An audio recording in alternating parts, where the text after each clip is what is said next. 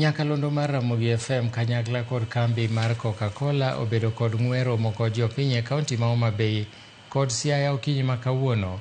Ramogi FM manie bwo kambi mar Royal Media Services kotenore gi kambi Coca Cola oweyo oganda kod mor e alwora mar Nam Lolwe ka giweyo ji kod mich mopogore opogore.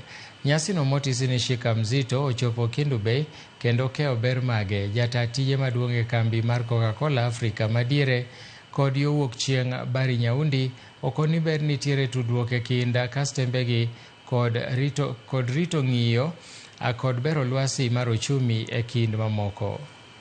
Received at the Lake region, talking about the half liter and the amazing offer that we have, the offers that we have for the people of the Lake region.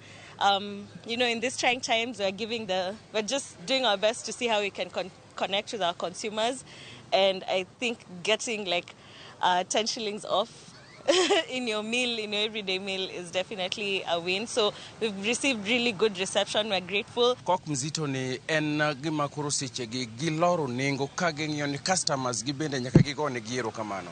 Koro sani Coke Mzito ne en soda mara half liter. Olor nengo ne chakre siling 60 to koro entiere siling 50.